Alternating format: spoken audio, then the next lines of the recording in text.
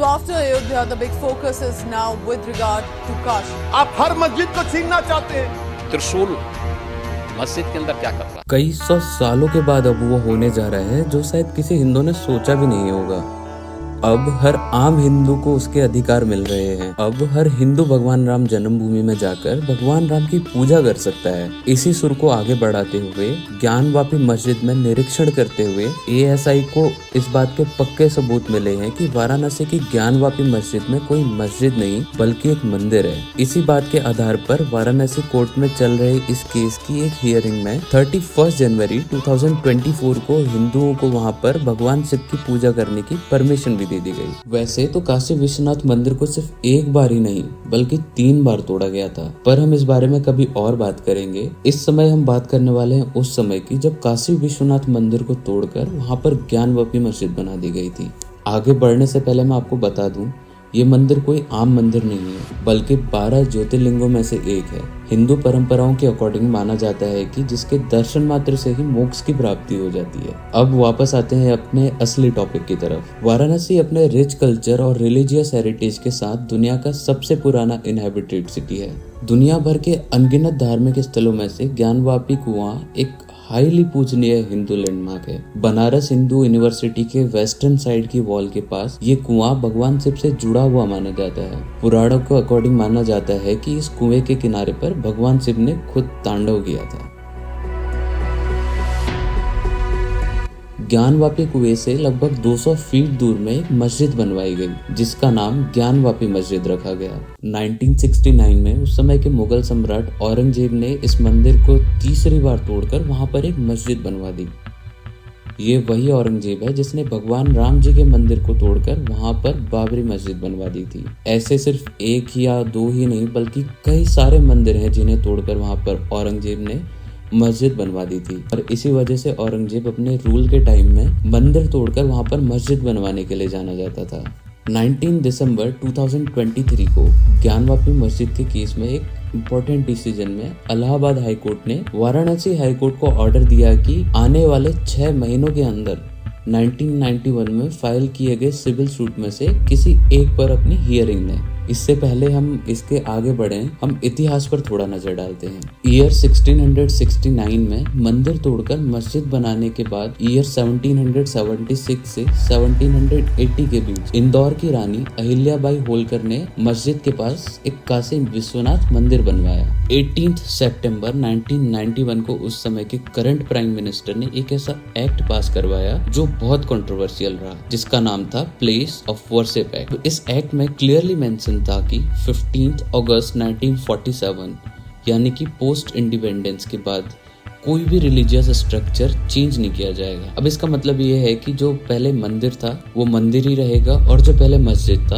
और वो मस्जिद ही रहेगा। इससे फर्क नहीं पड़ता कि वहाँ पर पहले मंदिर था या मस्जिद, जो अभी है सिर्फ वही रहेगा। इस एक्ट के आते ही हिंदू पक्ष साफ समझ गया था कि सरकार उनके काशी विश्वनाथ मंदिर को वापस लेने नहीं देगी। इसी चीज का रेजोल्यूशन निकालते हुए 15 अक्टूबर 1991 को इस एक्ट के आने के सिर्फ 1 महीने के बाद में CRPC के सेक्शन 1908 को यूज करते हुए इस केस को सुप्रीम कोर्ट तक पहुंचाया गया। अब आप ये सोच रहे होंगे कि ये सब कैसे हुआ। इस मुद्दे को समझना थोड़ा सा कॉम्प्लेक्स है। तो हमारे इंडियन ज्यूरिसडिक्शन में हिंदू देवी देवताओं को लिविंग एंटिटी का दर्जा दिया जाता है। मतलब ये कि ये माना जाता है कि हमारे हिंदू देवी देवता एक जीवित प्राणी है। इसी चीज को ध्यान में रखते हुए ज्ञानवापी केस को खुद भगवान शिव जी ने फाइल किया और उनके बिहाफ में ये केस लड़ने वाले को नेक्स्ट फ्रेंड कहा जाता है। इस केस में भगवान शिव जी के नेक्स्ट फ्रेंड थे हरिहर पांडे जी, पंडित सोमनाथ व्यास जी और प्रोफेसर रामरंग शर्मा जी। 1998 में अंजुमन इंतजामिया मस्जिद कमेटी और सुन्नी वक्फ बोर्ड ने इलाहाबाद हाई कोर्ट में 2 पेटिशंस रजिस्टर करी।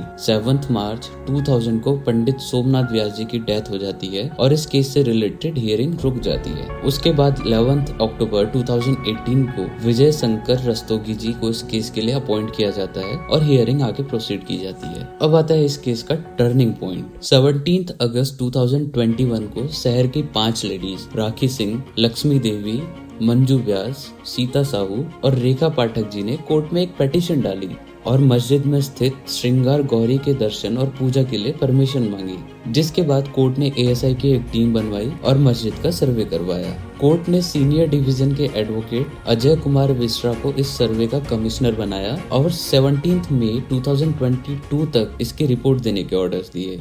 कई सारे अड़चनों के बाद मुस्लिम पक्ष ने सर्वे कमिश्नर को हटाने की मांग को लेकर एक पिटीशन हाई कोर्ट में डाली, जिसे कोर्ट ने रिजेक्ट कर दिया और इसी के साथ साथ विशाल सिंह को इस सर्वे का स्पेशल कमिश्नर बनाया और अजय सिंह को भी इस टीम में ऐड करने के बाद मस्जिद के साथ साथ पूरे कॉम्प्लेक्स का सर्वे करने के ऑर्डर्स दिए। ये सर्वे टोटल 2 फेसेस में हुआ और दोनों सर्वे की रिपोर्ट्स आई। पहले सर्वे की रिपोर्ट में ये बात सामने आई कि बैरिकेडिंग के बाहर नॉर्थ से वेस्ट की दीवार के कोने पर पुराने मंदिरों का मलबा मिला और हिंदू देवी और देवताओं की कलाकृतियां बनी हुई थी और इसी के साथ साथ पिलर पर त्रिशूल और स्वास्तिक भी बने हुए थे। इन सारे एविडेंसेस की वीडियोग्राफी कराई गई जो न्यूज और इंटरनेट पे पड़ी हुई है। सर्वे की दूसरी रिपोर्ट में ये बात सामने आती है कि पूरे मस्जिद कॉम्प्लेक्स में हिंदू मंदिर और मूर्तियों से जुड़े काफी सारे सबूत वहां पर मिले हैं, जिसमें एक पत्थर भी मिला है जो बिल्कुल शिवलिंग जैसा है। मस्जिद के वाजी खाने में जब पानी कम कराया गया तो वहां पर एक 2.5 फीट का शिवलिंग शेप का पत्थर दिखा,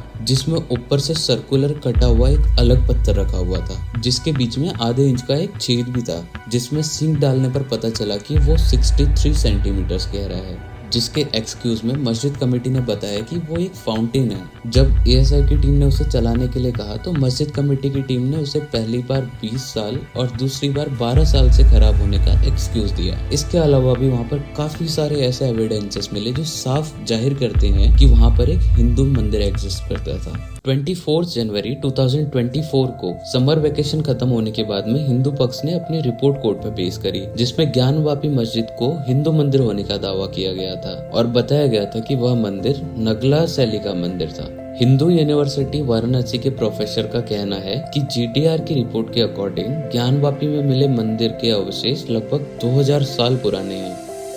एएसआई के सर्वे में सबसे ज्यादा 18 शिवलिंग्स, 3 जानवरों की मूर्तियां, उसके अलावा 113 मेटल की चीजें भी वहां से बरामद हुई हैं। इस रिपोर्ट के आने के बाद कोर्ट ने हिंदुओं को ज्ञानवापी मस्जिद में व्यास जी बेसमेंट में पूजा करने के ऑर्डर्स दे दिए। अब हिंदू ज्ञानवापी मस्जिद में व्यास जी बेसमेंट में अपने आराध्य भगवान शिव जी की पूजा कर सकते थे, जिस पर 1992 में बाबरी मस्जिद डिमोलिशन के बाद रोक लगा दी गई थी। कोर्ट का फैसला आने के बाद अब सारे हिंदू बोल रहे हैं, काशी अब बम बम बोल रहा है। ये लड़ाई अभी भी चालू है। मस्जिद में पूजा का अधिकार लेने के बाद अब ये लड़ाई मंदिर की जगह पर मंदिर रिस्टोरेशन की है। अब उस लड़ाई में कौन जीतेगा कौन हारेगा ये तो समय ही बताएगा, पर इसमें अगर आप अपनी कुछ राय रखना चाहते हैं तो कमेंट सेक्शन आपके लिए खुला हुआ है। चलो कमेंट्स में कुछ बातें करते हैं। बाकी वही यार, लाइक कर दो, शेयर कर दो, सब्सक्राइब कर दो वगैरह वगैरह वगैरह तो कर ही देना यार प्लीज। मतलब बहुत मेहनत लग जाती है ये सब इकट्ठा करने में और आप तक पहुंचाने में। Bye bye.